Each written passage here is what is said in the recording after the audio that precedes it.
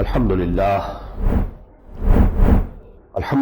نحمده ونستعينه ونستغفره ونؤمن به ونتوكل عليه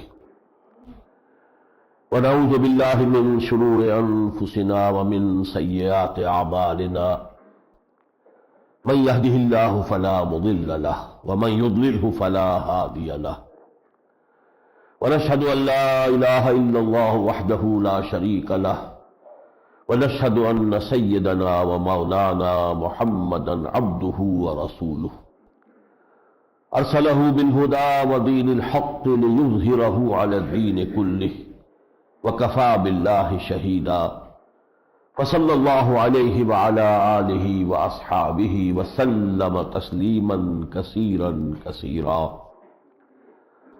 اما بعد فاعوذ باللہ من الشیطان الرجیم بسم اللہ الرحمن الرحیم الحمد للہ رب العالمین الرحمن الرحیم مالک یوم الدین ایاک نعبد و ایاک نستعین اہدنا الصراط المستقیم صراط الذین انعمت علیہم غیر المغضوب علیہم ولا الضالین آمین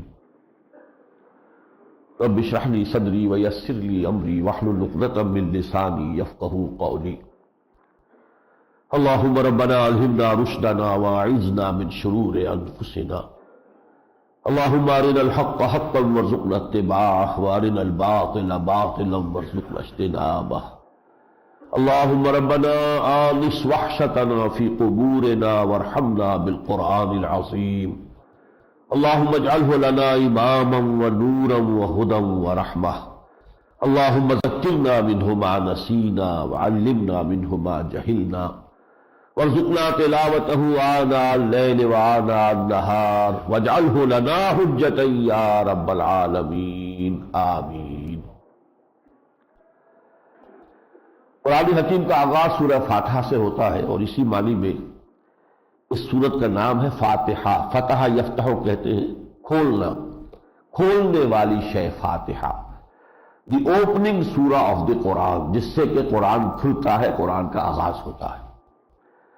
یہ چھوٹی سی سورت ہے جو یہ گروپ جو میں نے کل عرض کیا تھا کہ مکی اور مدنی صورتوں کا جو پہلا گروپ ہے اس میں جو مکی صورت ہے وہ صرف ایک چھوٹی سی صورت ہے سورہ فاتحہ، اور پھر 4 نہایت طویل مدنی صورتیں ہیں، سورہ بقرہ، سورہ آل عمران، سورہ نساء، سورہ مائدہ۔ لیکن یہ اپنی جگہ پر چھوٹی سی ہونے کے باوجود اس کی شان جو بیان ہوئی ہے خود قرآن مجید میں سورہ حجر کی ایک آیت میں وَلَقَدْ آتَيْنَاكَ سَبْعًا مِنَ الْمَثَانِي وَالْقُرْآنَ الْعَظِيمَ، اور اس کے بارے میں تقریباً اجماع ہے مفسرین کا، اس آیت سے مراد جو ہے وہ یہی سورہ فاتحہ ہے۔ اے محمد ہم نے آپ کو 7 عطا کی ہے دہرائی جانے والیاں، کیونکہ یہ 7 آیات ہیں کہ جو ہر نماز کی رکعت کے اندر ہر رکعت میں دہرائی جاتی ہے۔ یہ گویا کہ مسلمان کا وظیفہ ہے۔ ہم خواہ کوئی دوسرے قسم کے وظائف کی تلاش میں رہتے ہیں، وظیفہ تو یہ ہے جو اللہ نے ہمیں عطا کیا ہے۔ روزانہ آپ سمجھیے کہ ایک مسلمان جو نماز کا پابند ہے کم سے کم 25-30 مرتبہ تو اس سورہ مبارکہ کو وہ پڑھتا ہے پورے ہر روز۔ اس حوالے سے وَلَقَدْ آتَيْنَاكَ سَبْعًا مِنَ الْمَثَانِي وَالْقُرْآنَ الْعَظِيمَ، یہ قرآن عظیم ہے، اپنی جگہ پر مکمل قرآن ہے، اسی لیے اس کا نام ام القرآن بھی ہے، اساس القرآن بھی ہے۔ یہ اس اعتبار سے اس کے بے شمار نام ہیں۔ یہ سورہ کافیہ بھی ہے، شافیہ بھی ہے۔ بہرحال اس کی شان اور اس کی جو قدر و منزلت ہے اس کے بیان کا اس وقت موقع نہیں ہے۔ یہ سمجھ لیجئے کہ اس سورہ مبارکہ کا مقام یہ ہے کہ اگر کوئی شخص سلیم الفطرت ہو، اس کی نیچر پرورٹڈ نہ ہوئی ہو، فطرت سلیم ہو، قائم ہو، اور اللہ نے اسے عقل سلیم سے بھی نوازا ہو، فطرت سلیمہ، عقل سلیم، ان دونوں کی رہنمائی میں انسان بعض حقائق تک تو پہنچ جاتا ہے از خود، بغیر کسی ہدایت کے، بغیر کسی آسمانی ہدایت کے، بغیر کسی کی نبی کی دعوت کے۔ ہر سلیم الفطرت اور سلیم العقل انسان اللہ کو پہچان لیتا ہے کہ میرا خالق اور میرا مالک وہ ہے، اس کی توحید کو پہچان لیتا ہے، یہ بھی جان لیتا ہے کہ وہ حساب کتاب بھی لے گا، جواب طلبی بھی کرے گا، اس کی اکاؤنٹیبلٹی بھی ہوگی۔ پھر یہ بھی کہ صحیح راستہ یہ ہے کہ اللہ ہی کی بندگی کی جائے، اسی کی اطاعت کی جائے، اسی کے بتائے ہوئے راستے پر چلا جائے۔ یہ ہر سلیم الفطرت انسان اس مقام تک تو خود آ جاتا ہے۔ آگے پھر اسے ہاتھ جوڑ کر اللہ سے سوال کرنا ہوتا ہے کہ پروردگار میں تیری ہی بندگی کرنا چاہتا ہوں، لیکن کیا کروں کیا نہ کروں اس کا فیصلہ میری عقل نہیں کر سکتی۔ اس کے لیے مجھے ہدایت کی طلب ہے کہ تو مجھے بتائے کہ مجھے کیا کرنا ہے اور کیا نہیں کرنا، کدھر جانا ہے اور کدھر نہیں جانا ہے۔ گویا کہ اس مقام پر سمجھیے کہ ایک سلیم الفطرت اور سلیم العقل انسان یہاں پہنچ کر اب اللہ سے ہدایت کی درخواست کر رہا ہے، اور اس ہدایت کی درخواست کے جواب میں اب قرآن نازل ہو رہا ہے کہ یہ ہے ہدایت۔ الف لام میم ذالک الکتاب لا ریب فیہ ھدی للمتقین، یہ ہدایت ہے کہ جو ہم نے نازل کر دی ہے۔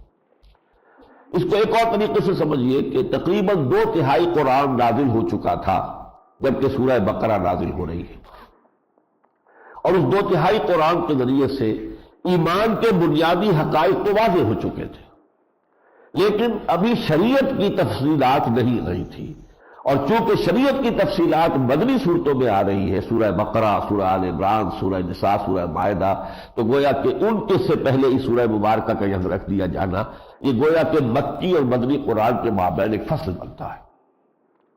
اس سورہ مبارکہ کی 7 آیتیں ہیں۔ ہماری نماز کا یہ جزو لازم ہے۔ اس کو 2 حصوں میں تقسیم کیا، ایک حدیث قدسی میں خود اللہ تعالیٰ نے، یہ حضرت ابو ہریرہ سے مروی ہے، یہ حدیث قدسی اور صحیح مسلم میں موجود ہے۔ اللہ تعالیٰ فرماتا ہے قسمت الصلاۃ بینی و بین عبدی نصفین، میں نے نماز کو، صلاۃ کو، یعنی اس سورہ مبارکہ کو، یہی الصلاۃ ہے در حقیقت، اور یہ ہماری نماز کا جزو لازم ہے۔ لا صلاۃ لمن لم یقرأ بفاتحۃ الکتاب، جو اس کی تلاوت نہیں کرتا، اس کی قرأت نہیں کرتا، اس کی کوئی نماز ہی نہیں ہے۔ تو اللہ فرماتا کہ میں نے اسے اپنے اور اپنے بندے کے مابین 2 برابر حصوں میں تقسیم کر لیا ہے۔ فنصفہ لی، اس سورت کا نصف میرے لیے ہے، ونصفہ لعبدی، اور اس کا نصف آخر جو ہے وہ میرے بندے کے لیے ہے، ولعبدی ما سأل، اور میرے بندے کے لیے ہے، میں نے اسے عطا کیا جو اس نے مانگا۔ اس کی پھر تشریح کی ہے محمد رسول اللہ صلی اللہ علیہ وسلم نے، وہ میں بعد میں عرض کروں گا، پہلے اس کا رواں ترجمہ کر لیجئے، تفصیل میں جانے کا موقع نہیں ہے۔ ایک لفظ میں جو بھی امکانات ہیں میں ان سب کو دہراتا چلا جاؤں گا۔ الحمدللہ رب العالمین، کل شکر، کل ثنا، کل تعریف اس اللہ کے لیے ہے جو تمام جہانوں کا پروردگار ہے، آقا ہے، مالک ہے۔ الرحمن الرحیم، رحمان ہے کہ اس کی رحمت ٹھاٹھے مارتے ہوئے سمندر کے مانند ہے، اور رحیم ہے کہ اس کی رحمت میں دوام ہے، تسلسل ہے۔ مالک یوم الدین، وہ جزا و سزا کے دن کا مالک اور مختار مطلق ہے۔ وہ دن جب کہ فیصلے ہوں گے کہ کون کامیاب ہوا کون ناکام، ذالک یوم التغابن، وہ ہے ہار اور جیت کے فیصلے کا دن۔ اس دن کا مختار مطلق، لمن الملک اليوم للہ الواحد القہار مالک یوم الدین۔ اب یہ 3 آیتیں جو ہے نوٹ کیجئے، اس میں اللہ کی ثنا ہے، حمد ہے، تمجید ہے۔ لہذا اس حدیث میں جو میں جس کا ذکر ابھی کر رہا تھا آتا ہے، حضور نے فرمایا اذا یقول العبد الحمدللہ رب العالمین، یقول اللہ تعالی، جب بندہ یہ کہتا الحمدللہ رب العالمین تو اللہ فرماتا ہے حمدنی عبدی، میرے بندے نے میری حمد کی۔ وَإِذَا يَقُولُ الرَّحْمَنُ الرَّحِيمُ، یقول اللہ، جب بندہ کہتا ہے الرحمن الرحیم، اللہ کہتا ہے اثنى علی عبدی، میرے بندے نے میری ثنا کی۔ جب بندہ کہتا ہے مالک یوم الدین، اللہ فرماتا ہے مجدنی عبدی، میرے بندے نے میری تمجید، میری بزرگی کا اقرار کیا۔ یہ تینوں چیزیں اللہ کے لیے ہیں، اور یہ 3 آیات مل کر عربی گرامر کے روح سے ایک جملہ بنتا ہے، الحمدللہ رب العالمین الرحمن الرحیم مالک یوم الدین۔ آیتیں 3 ہیں، جملہ 1 ہے۔ اب اگلا جملہ جو ہے اور چوتھی آیت، ایاک نعبد و ایاک نستعین، پروردگار ہم تیری ہی بندگی کرتے ہیں اور کریں گے، اور تجھ ہی سے مدد چاہتے ہیں اور چاہیں گے۔ اب یہ معاہدہ ہے، جب بندہ یہ آیت پڑھتا ہے تو اللہ فرماتا ہے ھذا ما بینی و بین عبدی، یہ میرے اور میرے بندے کے مابین ہے۔ اب یہ کووننٹ ہے، یہ ایک معاہدہ ہے، یہ ایک میثاق ہے۔ بندہ اپنے پروردگار سے عہد کر رہا ہے تیری ہی بندگی کروں گا، اور اسی سے چاہتا ہے کہ تو مدد کر، اس لیے کہ تیری بندگی کرنے کا فیصلہ کر لینا آسان ہے، بالفعل بندگی کے تقاضوں کو پورا کرنا آسان نہیں ہے۔ تمہیں گویم مسلمانم بلرزم کہ دانم مشکلات لا الہ رہا، لہذا میرا سہارا اگر ہے تو صرف یہ کہ تو خود مدد فرمائے۔ اس کو فرمایا کہ یہ میرے اور میرے بندے کے مابین ہے۔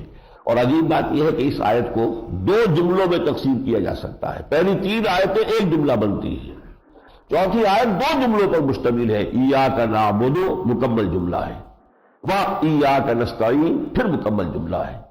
یہ واو یوں سمجھ لیجئے کہ ترازو کی وہ مٹھ ہے کہ جس کو کہ پکڑا ہوا ہے کسی انسان نے، اور یہیں سے یہ سورت دو حصوں میں تقسیم ہو گئی ہے۔ ایک پلڑا جو ہے داہنی طرف ہے، اس کی تین آیتیں وہ تین ڈوریاں ہیں جس سے کہ پلڑا بندھا ہوا ہوتا ہے، اور اس کا نتیجہ کیا نکلا؟ الحمدللہ رب العالمین الرحمن الرحیم مالک یوم الدین ایاک نعبد۔ ایاک نعبد منطقی نتیجہ ہے اس کا، جب کل ثنا کل تعریف کا مستحق اللہ ہے، وہ رحمان ہے، وہ رحیم ہے، وہی ہے جزا و سزا کے دن کا مالک مطلق، تو منطقی نتیجہ کیا نکلا؟ ایاک نعبد۔ اب دوسرا حصہ جو شروع ہوا اسی ترازو کی اس ڈنڈی کا دوسرا جو حصہ ہے وہ شروع ہو رہا ایاک نستعین سے، تیری ہی مدد چاہتے ہیں۔ اور وہ مدد کیا ہے؟ اگلی تین آیتیں پھر ایک جملہ بنتی ہیں، اور اس میں اس کی وضاحت ہے کہ ہمیں وہ کون سی مدد چاہیے۔ اہدنا الصراط المستقیم، وہ مدد یہ ہے کہ پروردگار ہمیں ہدایت بخش سیدھے راستے کی۔ قدم قدم پر زندگی میں ایسے مقامات آ جاتے ہیں کہ انسان فیصلہ نہیں کر سکتا کہ دائیں جاؤں یا بائیں جاؤں۔ پروردگار تیری ہدایت ہوگی تو میں صحیح رخ پر جاؤں گا، ورنہ ہو سکتا ہے کہ غلط رخ پر پڑ جاؤں۔ اور پھر یہ ہوتا ہے کہ ایک قدم جو ہے غلط رخ پر پڑ گیا تو خشت اول چونی حد بیمار کچھ کج کا سریا میر اول دیوار کچ۔ اور انسانی تمدن میں انسان کا جو نظام اجتماعی ہے اس میں تو بے شمار ایسے مسائل ہیں کہ جن کا حل واقعتاً سوائے اللہ کے کوئی اور کر ہی نہیں سکتا۔ مرد اور عورت کے درمیان حقوق اور فرائض کا کیا توازن ہو، کون کرے گا؟ مرد سوچے گا تو اپنی مصلحتوں کو دیکھے گا، عورت سوچے گی تو اپنی مصلحتوں کو دیکھے گی، لیکن یہ ہے کہ جو اللہ دونوں کا خالق اور مالک ہے وہ ہے کہ جو جانتا ہے کہ اس کی مصلحت کس میں ہے اور اس کی مصلحت کس میں ہے۔ لہذا تمدن کے جتنے بھی پیچیدہ مسائل ہیں اس میں تو لازماً انسان کو بالکل گھٹنے ٹیک کر جو ہے اللہ کے سامنے درخواست کرنی پڑتی ہے کہ تو ہی وہ سیدھا راستہ دکھا، اہدنا الصراط المستقیم۔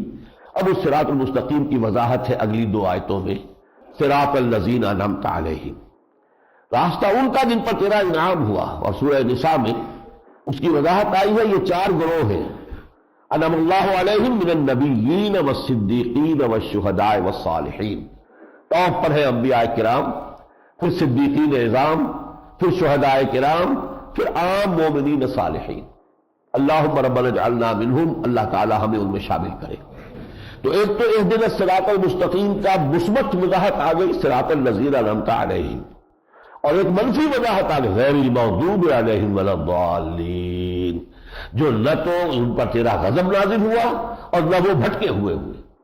ضالین وہ ہے کہ جو کسی شرارت نفس کی وجہ سے نہیں، مغالطے کی وجہ سے غلط راستے پر پڑ جاتے، وہ ہے گمراہ بھٹکے ہوئے۔ اور مغضوب علیہم وہ ہے جو جان بوجھ کر حق کو پہچانتے ہوئے اسے رد کرتے ہیں، اسے ترک کرتے ہیں، اور اپنی شرارت نفس کی وجہ سے غلط راستے پر جاتے ہیں۔ وہ ہے کہ جن پر اللہ کا غضب ہوا، جن کی سب سے بڑی مثال تاریخ میں یہود ہے، اور جو لوگ بھٹک گئے اور وہ بھٹکوں ہوئے میں نصارہ ہیں، کہ جو حضرت مسیح کی محبت میں ان کا غلو اتنا ہو گیا کہ حضرت مسیح کو انہوں نے اللہ کا بیٹا بنا لیا۔ یہ ہے بھٹکے ہوئے لوگ، اس میں شرارت نفس نہیں تھی۔ انہوں نے رہبانیت ایجاد کر لی، تو رہبانیت بھی کسی شرارت نفس کے تحت ایجاد نہیں ہوتی، وہ شقتیں تپسیائیں کرنا کوئی آسان کام تو نہیں ہے، لیکن وہ غلط راستے سے، اعتدال کے راستے سے منحرف ہو گئے۔ وہ ہے کہ جو گمراہ ہوئے، اور یہ ہے کہ جن پر اللہ کا غضب نازل ہوا۔ ان دونوں سے بھی گویا کہ تذکرہ ہو گیا کہ اللہ ہمیں بچا۔ یہ ہے سورہ مبارکہ۔ اب ہم شروع کر رہے ہیں اللہ کا نام لے کر، سورہ بقرہ۔ بسم اللہ الرحمن الرحیم۔ الف لام میم ذالک الکتاب لا ریب فیہ ھدی للمتقین۔ صدق اللہ العظیم۔ اس سورہ مبارکہ کے بارے میں بھی چند باتیں بنیادی طور پر جان لیجئے۔ قرآن مجید کی عظیم ترین صورت ہے، بایمانہ کے 40 رکوعوں پر اور 286 آیات پر مشتمل ہے۔ سائز کے اعتبار سے بھی، حجم کے اعتبار سے بھی عظیم ترین ہے۔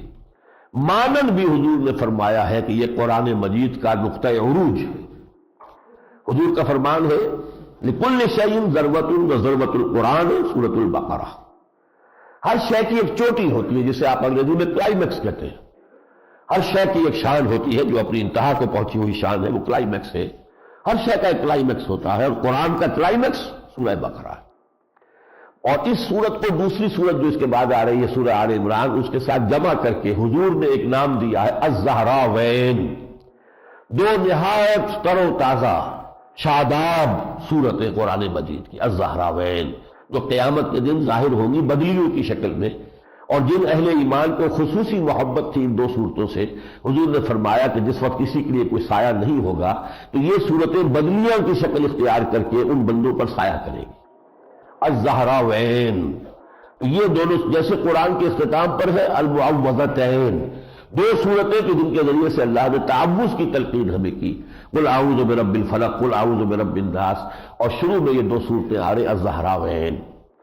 یہ سورہ مبارکہ جو ہے دو حصوں میں منقسم ہے، اور اس اعتبار سے ایک نام میں نے اس کے لیے تجویز کیا ہے سورہ بقرہ کے لیے، یہ سورۃ الامتین ہے، دو امتوں کی صورت ہے۔ ایک امت سابقہ امت مسلمہ یعنی یہود اور بنی اسرائیل، حضرت موسیٰ کی امت جنہیں اللہ نے تورات عطا کی تھی، اور جس امت کو اللہ تورات کی کتاب عطا کرے، اپنی شریعت عطا کرے، وہ گویا کہ زمین پر اللہ کی نمائندہ بن جاتی ہے۔ یہ زمین پر اللہ کی نمائندگی کا منصب بنی اسرائیل کو 2000 برس تک حاصل رہا ہے۔ یہ باتیں اچھی طرح سمجھنے کی ہے۔ وہ جو غالب کا ایک شعر ہے کہ ریختہ کہ ایک تم ہی استاد نہیں ہو غالب، سنتے ہیں اگلے زمانے میں کوئی میر بھی تھا۔ تو امت مسلمہ صرف ہم نہیں ہیں، ہم سے پہلے ایک امت تھی، اور وہ بڑی عظیم امت تھی جس کے بارے میں آج ہی ہم پڑھیں گے کہ ہم نے وَأَنِّي فَضَّلْتُكُمْ عَلَى الْعَالَمِينَ، میں نے تمہیں تمام جہان والوں پر فضیلت عطا کی۔ تو بنی اسرائیل جو ہے وہ ایک بڑی امت تھی، وہ سابقہ امت مسلمہ ہے، لیکن یہ کہ اس سے خطاب ہے نصف اول میں، یا براہ راست خطاب ہے، اور یا یہ کہ اس کا روح سخن، باتیں جنرلائزڈ ہے، عمومی انداز میں ہے، لیکن روح سخن اصلاً جو ہے یہود کی طرف ہے، بنی اسرائیل کی طرف ہے۔ یہ پہلا حصہ ہے 18 رکوعوں پر مشتمل، اس کے بعد 22 رکوع ہے۔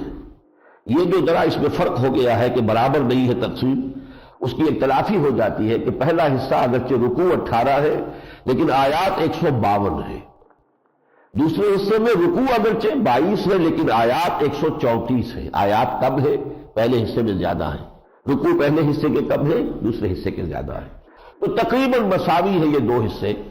تو پہلے حصے میں روح سخن ہے یہود کی طرف، بنی اسرائیل کی طرف، سابقہ امت مسلمہ کی طرف، اور دوسرے حصے میں خطاب ہے امت مسلمہ، امت محمد صلی اللہ علیہ وسلم، اور ان دونوں کے درمیان میں آتا ہے وہ حصہ جس میں کہ یہ تحویل قبلہ کا ذکر آیا کہ اب قبلہ جو ہے وہ بیت المقدس کی طرف نہیں مکے کی طرف ہے، یروشلم کی طرف نہیں مکے کی طرف ہے، مسجد الحرام کی طرف ہے، جو علامت تھی اس بات کی کہ سابقہ امت مسلمہ معزول کر دی گئی، اس کا قبلہ ترک کر دیا گیا۔ اب یہ امت محمد صلی اللہ علیہ وسلم یہ اس مقام پر فائز کی گئی ہے، یہ نصب کی گئی ہے جس مقام پر 2000 برس تک سابقہ امت مسلمہ یعنی یہود فائز رہے تھے۔ اس اعتبار سے یہ سورہ مبارکہ جو ہے میں نے عرض کیا کہ سورۃ الامتین، دو امتوں کی صورت ہے، اس لیے کہ جیسے قرآن مجید میں ایک مقام پر آیا ہے وَإِنْ أَرَدْتُمْ اسْتِبْدَالَ زَوْجٍ مَكَانَ زَوْجٍ، اگر کوئی شخص طے بھی کر لیتا ہے کہ اپنی ایک بیوی کو طلاق دے کر کوئی دوسری شادی وہ کر لے، اسی طرح یہاں کیا ہے کہ اللہ تعالیٰ نے ایک امت کو ترک کیا ہے اور دوسری امت کو اختیار کیا ہے، ایک کو معزول کیا ہے دوسری کو فائز کیا ہے۔ امت سابقہ معزول کی گئی، امت محمد صلی اللہ علیہ وسلم اس مقام پر فائز کی گئی۔ اس اعتبار سے ان دو حصوں میں سے آج ہم کوشش کریں گے، اللہ تعالیٰ اس کو پورا کرانے والا ہے، کہ ہم پہلا حصہ آج مکمل کر لیں جو 18 رکوعوں پر مشتمل ہے۔ یہ جو 18 رکوع ہے اب ان کی بھی ایک سب ڈویژن ہے، اور یہ ورٹیکل سب ڈویژن ہے، 4 رکوع پھر 10 رکوع پھر 4 رکوع۔ پہلے 4 رکوع انتہائی جامع ہے قرآن مجید میں، اور یوں سمجھیے کہ پورے مکی قرآن کا خلاصہ ان میں آ گیا ہے، اس لیے کہ 2/3 قرآن مکی ہے، 1/3 مدنی ہے۔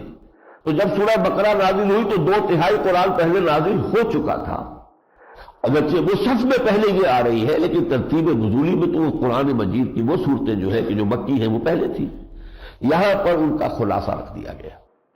اس کے بعد خطاب شروع ہو جاتا ہے براہ راست بنی اسرائیل سے، وہ 10 رکوع ہے مسلسل، ان میں بھی ایک تقسیم ہے جو بعد میں بتاؤں گا، اور پھر 4 رکوع آتے ہیں جو تحویل، امامت کی بھی تحویل ہے اور قبلے کی بھی تحویل ہے۔ اب جو امام ہے وہ امت سابقہ نہیں بلکہ امت مسلمہ، امت محمد ہے صلی اللہ علیہ وسلم۔ اس جو پہلے 4 رکوع ہیں ان میں سے پہلے 2 رکوع میں 3 قسم کے انسانوں کی تشریح بیان کی گئی۔ الف لام میم ذالک الکتاب لا ریب فیہ ھدی للمتقین، یہ کتاب کن لوگوں کے لیے ہدایت ہے، یا کن لوگوں نے اس سے اصل ہدایت اخذ کی ہے، ان کے اوصاف کیا ہیں؟ ان کے اوصاف کیا ہیں؟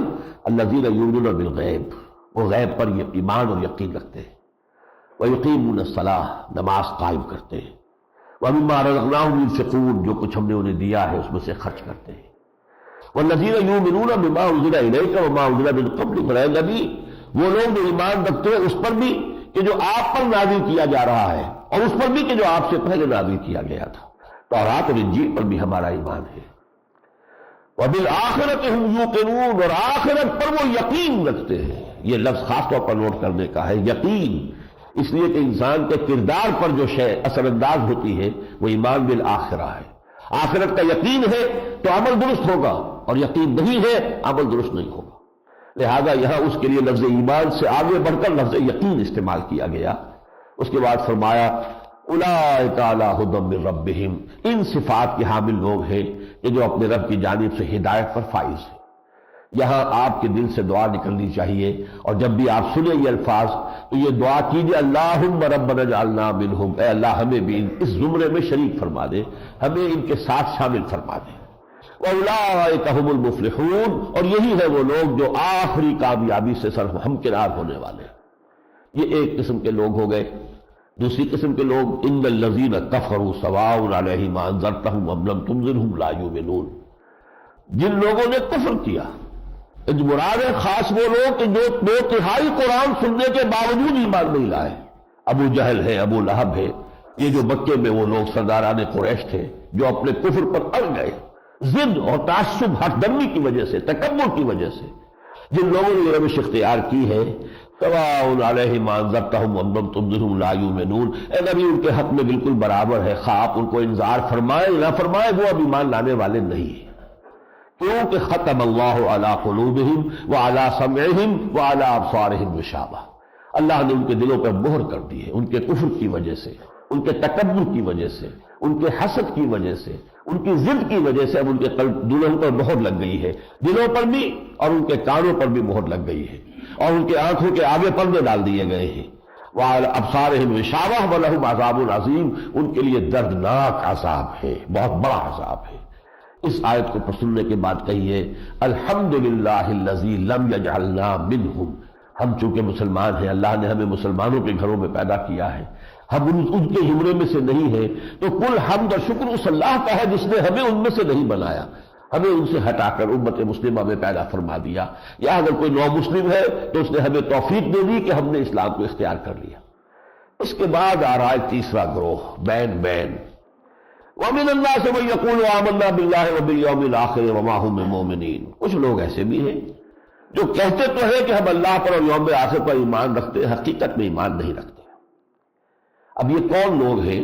اچھی طرح سمجھ لیجئے کہ اس وقت کے معاشرے میں 2 طبقات ایسے موجود تھے جن پر کہ یہ آیات منطبق ہوتی ہیں۔ ایک تھے یہود کے علماء، وہ کہتے تھے ہم بھی مومن ہیں، اللہ کو مانتے ہیں، یوم آخر کو مانتے ہیں، صرف محمد کو نہیں مانا تو کیا ہو گیا؟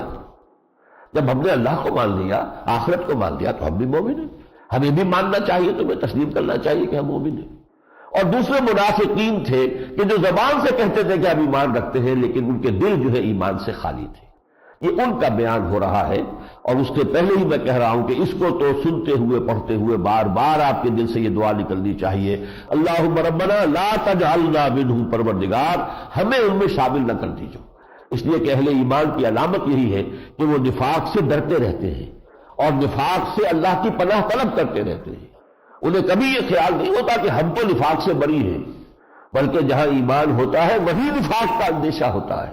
جس کے پاس دولت ہوتی ہے اسی کو چوری اور ڈاکے کا اندیشہ ہوتا ہے، جس کے پاس دولت ہے ہی نہیں اسے کسی چوری کا۔ دعا دیتا ہوں راہزن کو راہ کھٹکا نہ چوری کا۔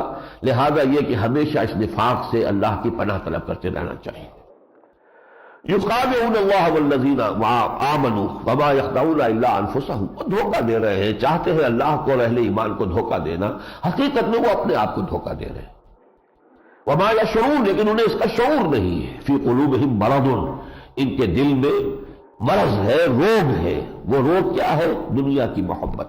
اچھی طرح جان دیجیے، نفاق کی بنیاد دنیا کی محبت۔ ایمان کچھ تقاضے کرتا ہے، آؤ میدان میں خرچ کرو اللہ کی راہ میں، نکلو اللہ کی راہ میں جہاد کے لیے، اور دنیا کی محبت جو ہے اس کو روکتی ہے۔ ایمان مجھے کھینچے ہے تو روکے ہے مجھے کفر، کعبہ میرے آگے ہے کلیسا میرے پیچھے۔ یہ ہے وہ شے کہ جو انسان کو نفاق کے راستے پر لے جاتی ہے۔ فزادہم اللہ مرضا، اللہ نے ان کے مرض میں اضافہ کر دیا، اور مرض کا اضافہ جو ہے یہی دنیا کی محبت کا مرض جو ہے یہی بڑھ کر نفاق کے مرض کی صورت اختیار کرتا ہے۔ اس رکوع میں بڑی تفصیل کے ساتھ ان کی گفتگو ہوئی ہے، لیکن چونکہ آپ کو معلوم ہے کہ اس وقت ہمیں سلیکٹو معاملہ کرنا ہے، تو میں نے دو رکوعوں کے بارے میں صرف یہ عرض کر دیا کہ تین قسم کے اشخاص کا تذکرہ ہے۔ ایک کے بارے میں آپ کہیے اللہم ربنا اجعلنا منہم، دوسرے کے بارے میں اللہ کا شکر ادا کیجئے الحمدللہ الذی لم یجعلنا منہم، اور تیسرے کے بارے میں دعا کرتے رہیے ربنا لا تجعلنا منہم۔ تیسرے رکوع میں پھر قرآن مجید کا جو فلسفہ ہے اس کا خلاصہ ہے، قرآن کی دعوت کا خلاصہ ہے۔ قرآن کی دعوت کے تین امور ہیں، اللہ کو مانو، اس کی بندگی اختیار کرو، قرآن کو مانو، محمد کو مانو صلی اللہ علیہ وسلم، اور بعث بعد الموت کو مانو، جنت اور دوزخ کو مانو۔ یہ دعوت ایمان ہے۔ تمام انبیاء کی دعوت یہی رہی ہے، تمام رسولوں کی نبیوں کی بنیادی دعوت یہی رہی ہے۔ ہاں شریعتوں میں فرق ہوا ہے، نماز کی یہ شکل ہے یا یہ شکل ہے، روزے کے یہ احکام ہے یا یہ احکام ہے، یہ شریعتوں کا فرق تو ہوا ہے، لیکن جہاں تک کہ دعوت بنیادی جو ہے اس کے نکات کیا ہے؟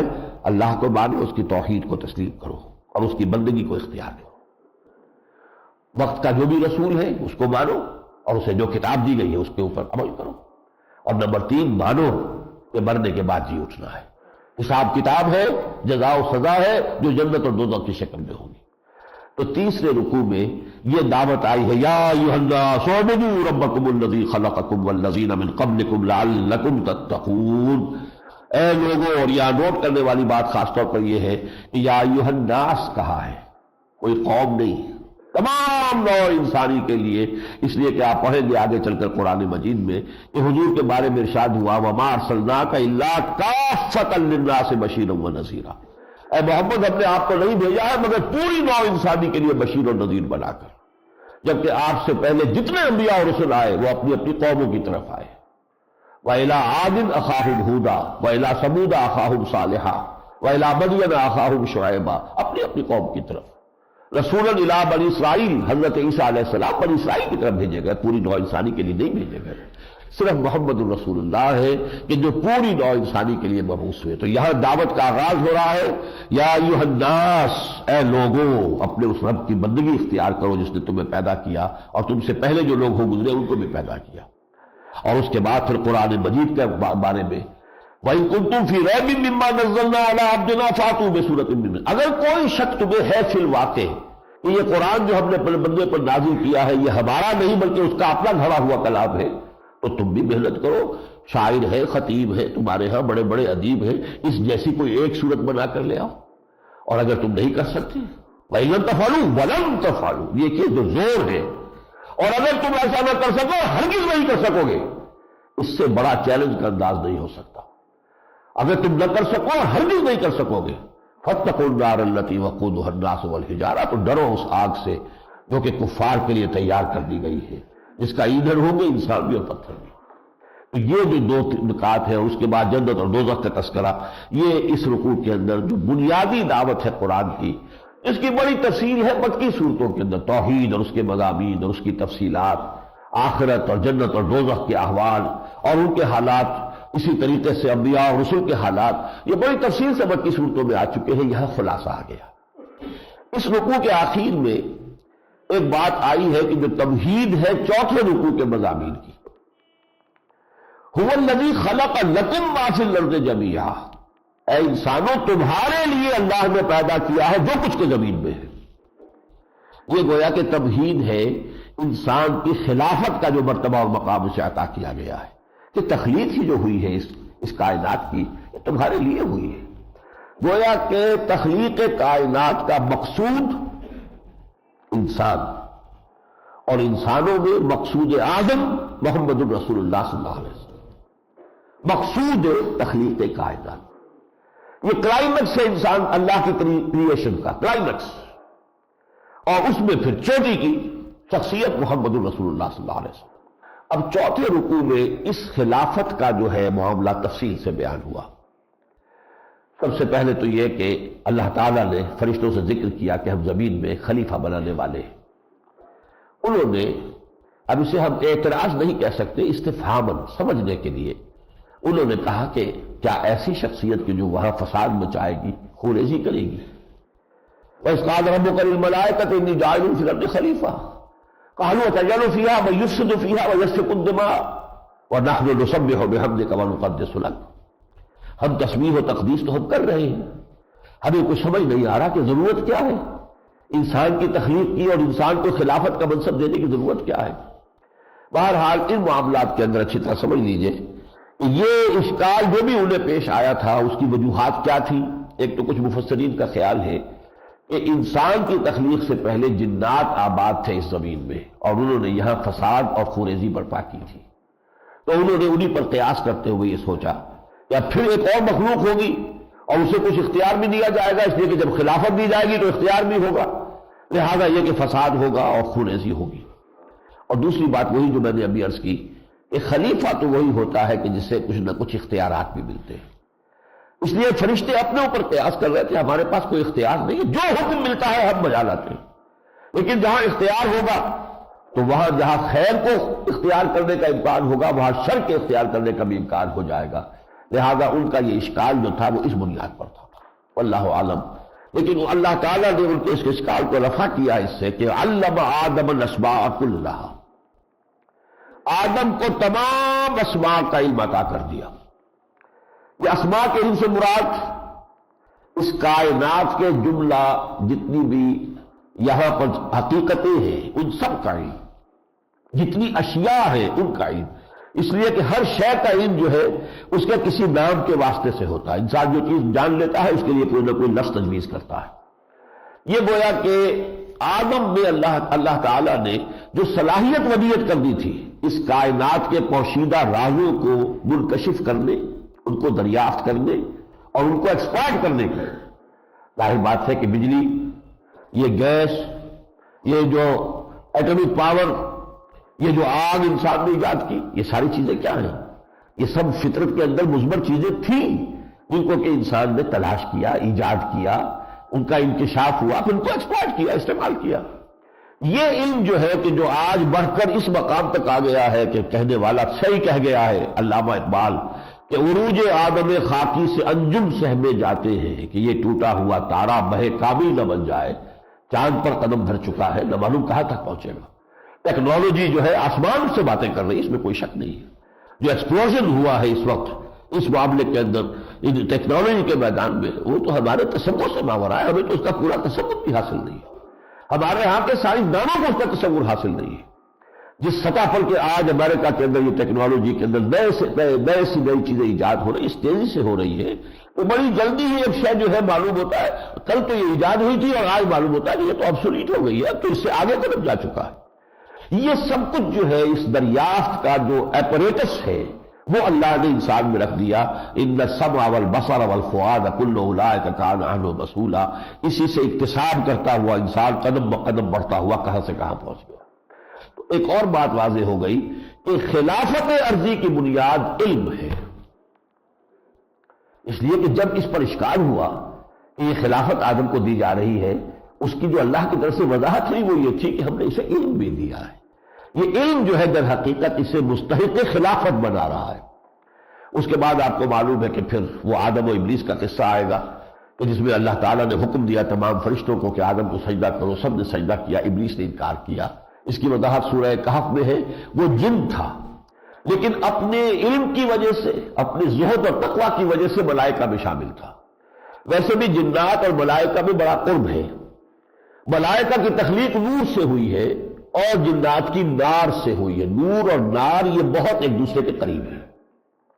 عربی زبان میں مادے کے اعتبار سے بھی یہ مادہ ایک ہی ہے، بیچ میں حرف علت آ گیا ہے، نور اور نار، واو اور الف حرف علت ہے، حقیقت میں مادہ ایک ہی ہے۔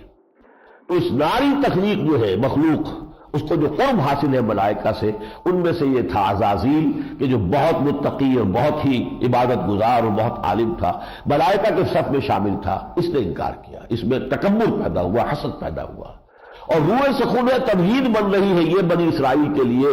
آج تم بھی اسی حسد کی آگ میں جل رہے ہو جو محمد رسول اللہ کو تسلیم کرنے کے لیے تیار نہیں ہو۔ یہ گویا کہ ان کے لیے ایک آئینہ پہلے سے تیار کر کے دکھایا جا رہا ہے کہ جیسے اس ابلیس نے انکار کیا تھا اسی طریقے سے آج تم انکار کر رہے ہو۔ ابلیس نے آدم کے سامنے جھکنے سے انکار کیا تھا، تم محمد صلی اللہ علیہ وسلم کو اللہ کا رسول ماننے سے منکر ہو۔ بہرحال اس میں اس کا ذکر جیسا کہ میں نے عرض کیا، ویسے تو 6 صورتوں میں مکی صورتوں میں یہ واقعہ بیان ہو چکا ہے۔ سورہ اعراف، سورہ حجر، سورہ بنی اسرائیل، سورہ کہف، سورہ طٰہٰ، سورہ صاد، 6 صورتوں میں، لیکن یہاں اس کو مزید واضح کر کے اور خلافت کے تصور کے ساتھ اس کو جوڑ کر بیان کیا گیا۔ اور اس میں جو اہم ترین آیت ہے وہ کیا ہے کہ جب اللہ تعالیٰ نے حضرت آدم علیہ السلام کو اب زمین کا چارج دینے کا حکم دے دیا، جاؤ سنبھالو تمہارے دو جس کے لیے تمہیں خلیفہ بنایا گیا ہے، تو جو چارٹر دیا گیا ہے وہ چارٹر یہ تھا، اما یاتینکم منی ھدی فمن تبع ھدایا فلا خوف علیہم ولا ھم یحزنون۔ دیکھو جب اور جیسے جیسے میری جانب سے کوئی ہدایت تم تک پہنچتی رہے، اے آدم اور بنی آدم، آدم کے ذریعے سے گویا کہ بنی آدم کو خطاب کیا جا رہا ہے، جب اور جیسے جیسے ہدایت آئے، جو کوئی میری ہدایت کی پیروی کرے گا، اسے اختیار کرے گا، اس کے لیے نہ کوئی خوف ہوگا نہ حزن ہوگا۔ والذین کفروا وکذبوا بآیاتنا اولئک اصحاب النار ھم فیہا خالدون۔ اور جو ہماری آیات کی تکذیب کریں گے اور اس کا انکار کریں گے وہ جہنمی ہوں گے اور اس میں ہمیشہ ہمیشہ رہیں گے۔ یہ چوتھا رکوع اس اعتبار سے بھی بہت اہم ہے کہ اس کے شروع اور آخر میں علم کی 2 اقسام کا ذکر ہو گیا جو میں نے کل بھی تذکرہ کیا تھا۔ ایک ایکوائرڈ نالج ہے، وہ علم الاسماء کی ایکسفولیشن ہے، اسی کی گویا کہ شرح ہو رہی ہے، علم آدم الاسماء کلھا، اسی کی یہ تفصیل ہے جو سارے سائنٹیفک علوم اور ٹیکنالوجی کی شکل میں دنیا کے سامنے آ رہی ہے۔ اور دوسرا ریویلڈ نالج ہے، وہ وحی کے ذریعے سے آنے والی ہدایت۔ تو شروع میں ذکر اس کا ہے علم آدم الاسماء کلھا کا، اور آخر میں فإما یأتینکم منی ھدی فمن تبع ھدایا فلا خوف علیہم ولا ھم یحزنون والذین کفروا وکذبوا بآیاتنا اولئک اصحاب النار ھم فیہا خالدون۔ پہلی آیت پر ہمیں کہنا چاہیے اللہم ربنا اجعلنا منہم، فمن تبع ھدایا فلا خوف علیہم ولا ھم یحزنون اللہم ربنا اجعلنا منہم۔ اور یہ دوسری آیت والذین کفروا وکذبوا بآیاتنا اولئک اصحاب النار ھم فیہا خالدون اللہم ربنا لا تجعلنا منہم۔ یہ 4 رکوع تمہیدی جو تھے وہ ختم ہوئے۔ اب جو 10 رکوع ہے کہ جن میں خطاب ہے یا بنی اسرائیل، براہ راست خطاب، لیکن ان میں بھی ایک تقسیم پہلے سے سمجھ لیجئے، ایک رکوع علیحدہ اور 9 رکوع بعد میں۔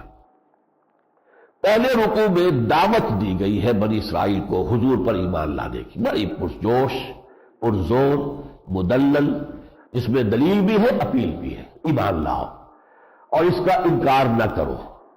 لیکن اس کے بعد سے 6 رکوع سے پھر ان کے اوپر ایک قرارداد، فرد جرم جو ہے وہ عائد ہونی شروع ہوئی ہے، تم نے یہ کیا اور یہ کیا اور یہ کیا اور یہ کیا، ہمارے یہ احسانات تم پر ہوئے لیکن تم نے اس طرح احسان فراموشی کی، ناشکری کی، نتیجتاً اب تم یہاں سے معزول ہو رہے ہو اور اس مقام پر ہم اس نئی امت کو فائز کر رہے ہیں جو ہمارے نبی محمد صلی اللہ علیہ وسلم پر ایمان لا کر وجود میں آ رہی ہے۔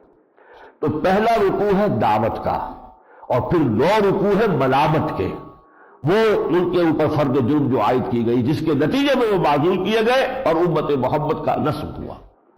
یہ پہلا رکوع اس اعتبار سے بہت اہم ہے، اس کا میں پورا ترجمہ کر دینا چاہتا ہوں کہ ہمیں یہ انداز اختیار کرنا چاہیے آج بھی، جو مسلمان بھٹکے ہوئے ہیں، بھولے ہوئے ہیں، راستہ ان کے سامنے نہیں ہے، کچھ یقین کی جو گہرائی ہے اس سے بے بہرا ہے، انہیں دعوت دینی ہے دین کی طرف۔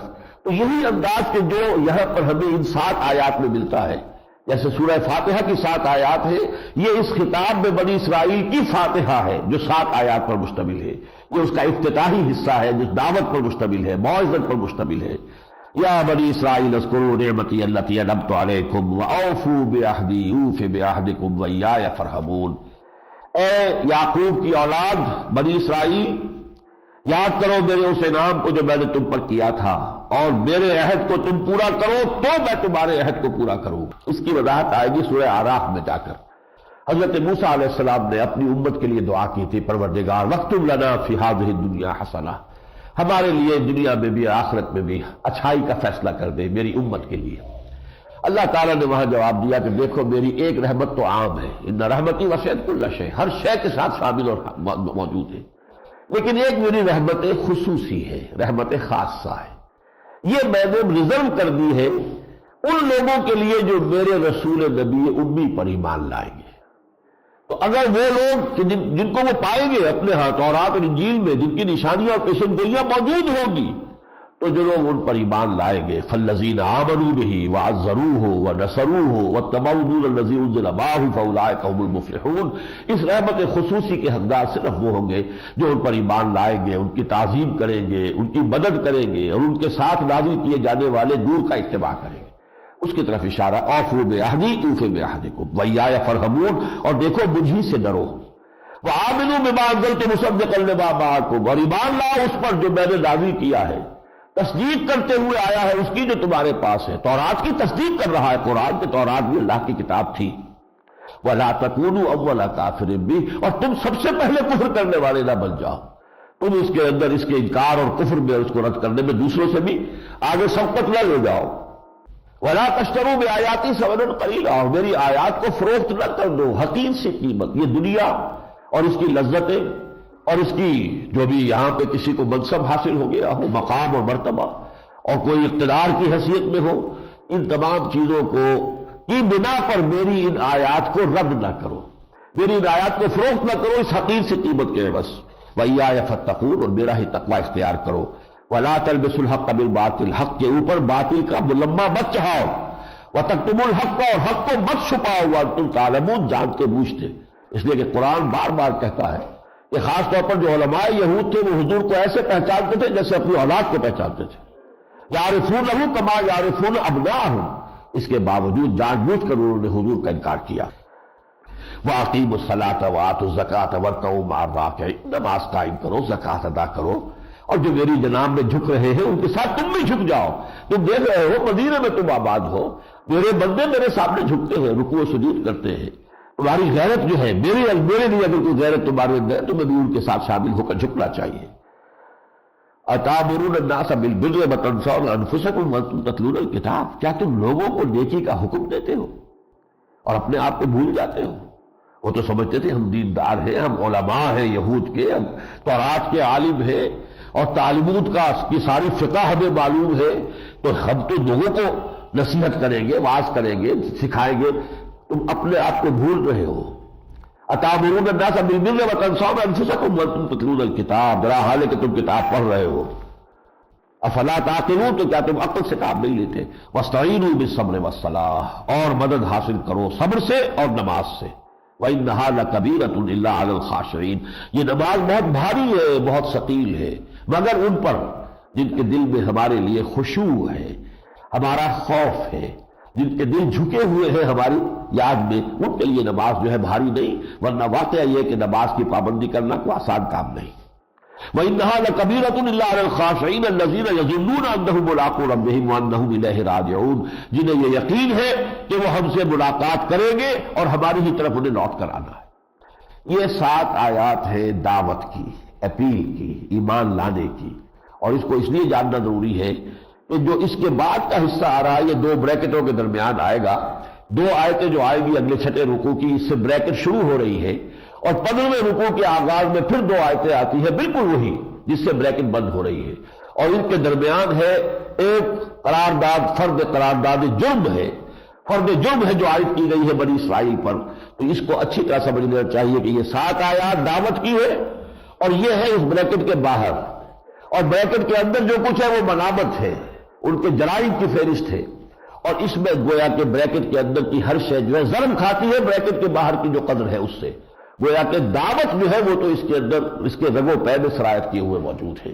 اس میں دیکھیے پہلی دو آیتیں کون سی ہے؟ یا بنی اسرائیل اذکروا نعمتی التی انعمت علیکم، اے یعقوب کی اولاد، اے بنی اسرائیل یاد کرو میرے اس انعام کو جو تم پر ہوا. وانی فضلتکم علی العالمین، اور دیکھو میں نے تمہیں تمام جہان والوں پر فضیلت دی تھی. اس امت کا یہ مقام و مرتبہ رہا ایک وقت میں، اور کرنے کی ضرورت ہے. 1400 برس تک نبوت کا تاج نہیں ٹوٹا. 1400 قبل مسیح میں یہ دو نبی موجود تھے، حضرت موسیٰ، حضرت ہارون علیہ السلام. یہاں سے اس امت کی تاریخ شروع ہوتی ہے. تورات دی گئی، اور کتاب دینے کے بعد ہی امت بنتی ہے. اس سے پہلے وہ ایک خاندان تھے، ایک نسل تھے، حضرت یعقوب کی اولاد، اس کے قبیلے تھے، لیکن اس کی امت کی حیثیت بنی ہے کب جب تورات دی گئی 1400 قبل مسیح میں. اور دو رسول موجود ہیں، حضرت موسیٰ، حضرت ہارون. اس کے بعد پورے 1400 برس تک نبوت کا تاج ٹوٹا ہی نہیں. کلما ہلک نبی خلفہ نبی، ایک حدیث میں حضور نے فرمایا جیسے ہی کوئی نبی فوت ہوتا تھا وہ دوسرا نبی اس کا جانشین ہو جاتا. یہاں تک کہ پھر وہ دو رسولوں پر آ کر وہ چین ختم ہوئی، حضرت مسیح اور حضرت یحییٰ کنٹمپریریز ہیں. جان دی بیپٹسٹ، جیزس آف نازرتھ، یہ بھی دونوں کے دونوں، دو سے شروع ہو کر دو پر ختم، اور درمیان میں کوئی لمحہ نہیں آیا جبکہ کوئی نبی موجود نہیں تھا. اس امت کی یہ فضیلت ہے. لیکن کنٹراسٹ آئے گا، یہ 7واں رکوع ختم ہوگا، اس میں 6 اور 7ویں رکوع میں ان کے واقعات کچھ بیان ہوئے تاریخ کے، تم نے یہ کیا اور یہ کیا، ہمارے انعامات یہ ہوئے، ہمارا احسان یہ ہوا، تم نے اس طرح ناشکری کی، تمہیں اگر بھوک لگی تو ہم نے من و سلوہ اتارا، تم پر اگر سورج کی توازن بچانے کے لیے ہم نے ظللنا علیکم الغمام، تمہارے اوپر بدلی جو ہے اس کا سایہ کر دیا، جیسے جیسے تمہارا قافلہ چل رہا تھا وہ بادلوں کا جو ہے وہ بھی سایہ ساتھ ساتھ تمہارے چل رہا تھا، تمہاری ہر ضرورت پوری کی. تمہیں پیاس لگی تو ایک چٹان سے 12 چشمے ہم نے نکال دیے تاکہ 12 قبیلے تمہارے ہیں، ہر قبیلے کا آگے بکل اناس مشربہم، علیحدہ علیحدہ گھاٹ بن جائے، آپس میں جھگڑے نہ پانی کے اوپر. 12 چشمے ایک چٹان سے حضرت موسیٰ علیہ السلام کے عصا کی ایک ضرب سے ہم نے نکال دیے. ہم نے یہ کچھ تمہارے لیے کیا، لیکن تمہارا طرز عمل کیا رہا وہ وہاں پر بیان کیا گیا، تفصیل میں جانے کا موقع نہیں ہے. تو پہلی آیت یا بنی اسرائیل اذکروا نعمتی التی انعمت علیکم وانی فضلتکم علی العالمین واتقوا یوما لا تجزی نفس عن نفس شیئا، ڈرو اس دن سے جو بہرحال آ کر رہے گا، یعنی یوم قیامت. لا تجزی نفس عن نفس شیئا، جس دن کوئی انسان، کوئی جان کسی دوسرے جان کو کوئی فائدہ نہیں پہنچا سکے گی. ولا يقبل منها شفاعۃ، نہ ہی کسی کی جانب سے کوئی سفارش اور شفاعت قبول ہوگی.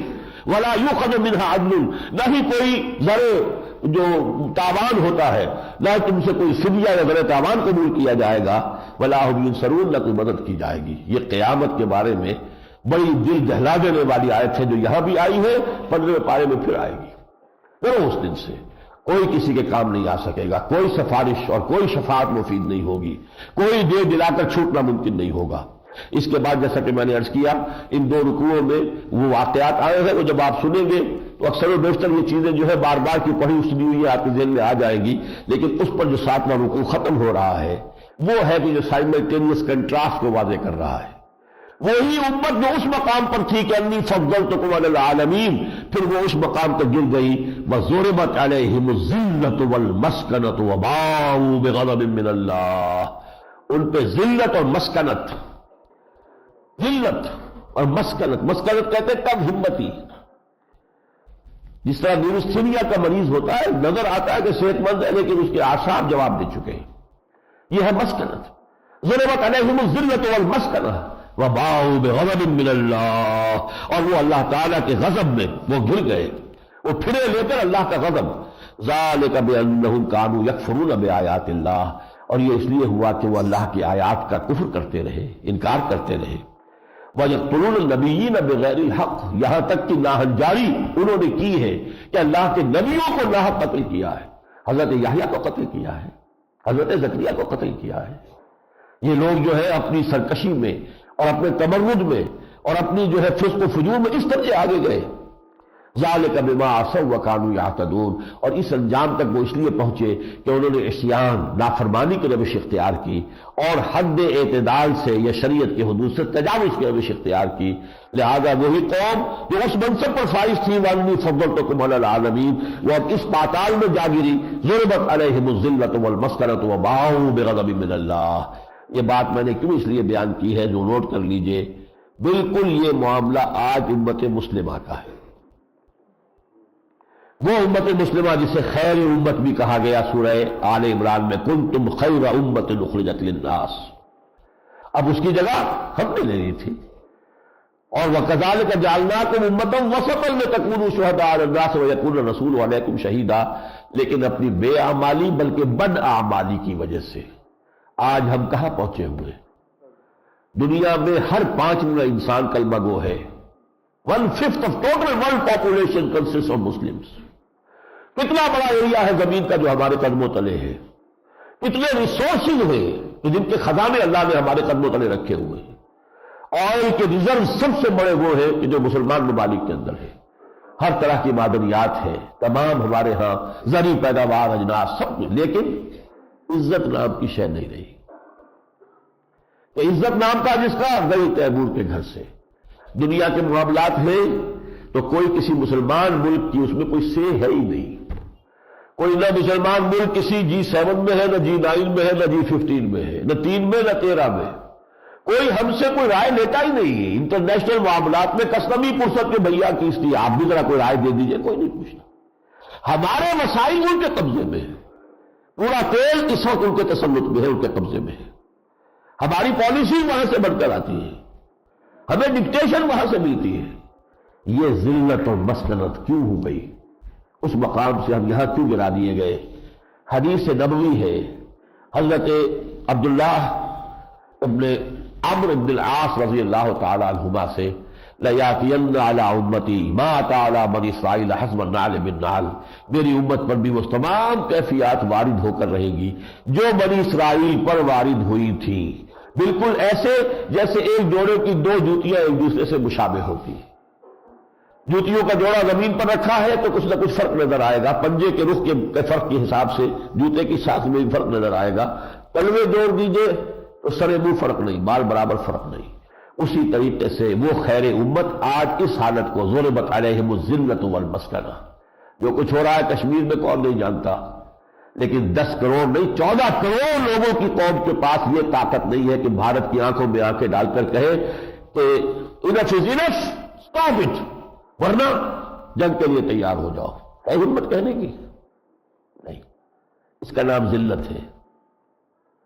کہتے ہم ہیں کہ یہ تو ہماری لائف لائن ہے، لیکن ہم اس کو چیلنج نہیں کر سکتے، بلکہ کہتے ہیں ہمارا تو کوئی دخل ہی نہیں ہے، ہماری کوئی مدد بھی نہیں ہے، ہم تو کچھ بھی نہیں کر رہے ہیں، یہ ہاتھ ہمارا۔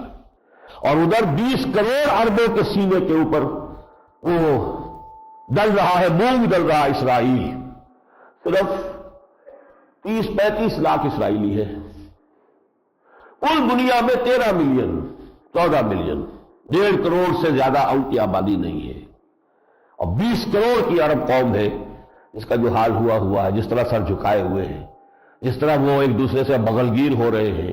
پہلے ایک کمرے میں بیٹھنے کو تیار نہیں ہوتے تھے، ایک میز پر بیٹھنے کو تیار نہیں ہوتے تھے، اب جو ہے ہر دوسرے سے جو ہے بازی لے جانے کی فکر میں ہے کہ اس کو تسلیم کریں اور اس کے ساتھ معاملات درست کریں۔ اب تو وہ چارٹر بھی بدل دیا گیا ہے، PLO کا چارٹر ترمیم ہو گیا، اب اسرائیل کو ختم کرنا اس کے مقاصد میں ہے ہی نہیں، گویا کہ وہ اپنے موقف سے ہٹتے ہٹتے یہاں تک آ گئے۔ یہ ساری اس شے کا نام ہے ذلت۔